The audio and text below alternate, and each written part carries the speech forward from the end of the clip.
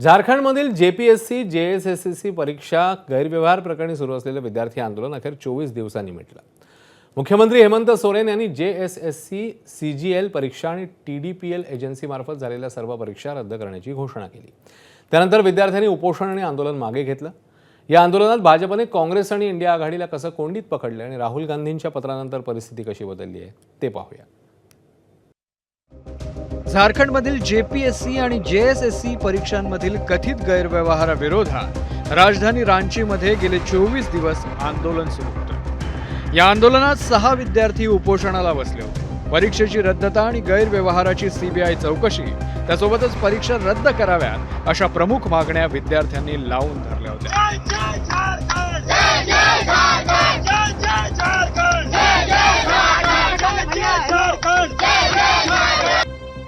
या दरम्यान सरकार आणि विद्यार्थ्यांमध्ये तब्बल 6 वेळा चर्चेच्या फेऱ्या झाल्या, पण त्या निष्फळ ठरल्या।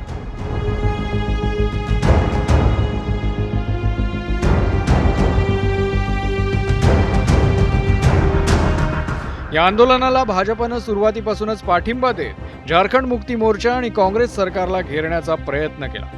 विरोधी पक्षनेते बाबूलाल मरांडी यांनी सरकारवर सातत्यानं टीका करत सीबीआय चौकशीची मागणी उचलून धरली।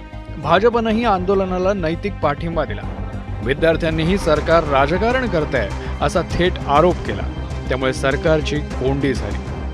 लगता है कि अब इस राज्य के लिए, इस मुल्क के लिए हम अपने आप को त्याग कर दें, अपने जान को, अपने जिस्म को त्याग कर दें, क्योंकि सरकार जाग नहीं रही है। नहीं होती है हम लोग का मांग पूरा, तो हम लोग हंगर स्ट्राइक में रेगुलर बने रहेंगे इसी तरह। और हम लोग जिस प्रकार से आप देख रहे होंगे कि हम लोग काफ़ी कमज़ोर हो रहे हैं, धीरे धीरे एनर्जी लॉस हो रही है हमारी, फिर भी हम लोग का मनोबल नहीं टूट रहा है। पूरे देश से लोग आ रहे हैं।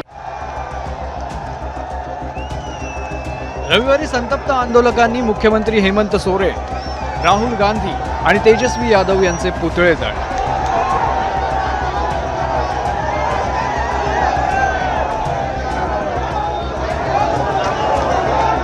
या पार्श्वभूमीवर काँग्रेसनं 14 ऑगस्ट रोजी राहुल गांधींनी हेमंत सोरेन यांना लिहिलेलं पत्र सोमवारी जाहीर केलं। या पत्रात राहुल गांधींनी सोरेन यांना आंदोलक विद्यार्थ्यांच्या प्रतिनिधींची प्रत्यक्ष भेट घेण्याचं आवाहन केलं होतं।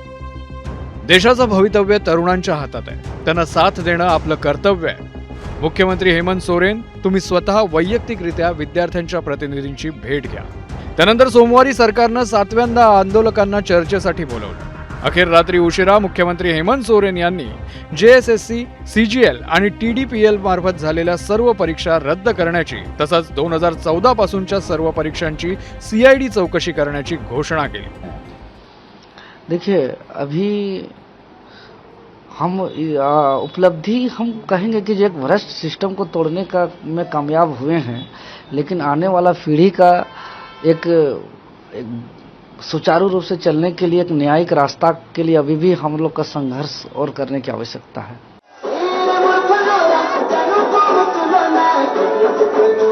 चोवीस दिवस चाललेल्या या आंदोलनाने झारखंडचं आणि पर्यायाने देशाचं राजकारण बदललं। विद्यार्थी आंदोलनाच्या मुद्द्यावर भाजपने इंडिया आघाडीला आणि सर्व विरोधी पक्षांना कोंडीत पकडलं, तर राहुल गांधींच्या पत्रामुळे काँग्रेसला डॅमेज कंट्रोल करता आलंय। अखेर सरकारने माघार घेत विद्यार्थ्यांसोबत बोलणी केली आणि त्यामुळे हे आंदोलन शमलं आहे। सोमेश कोलगे, एबीपी माझा, नवी दिल्ली।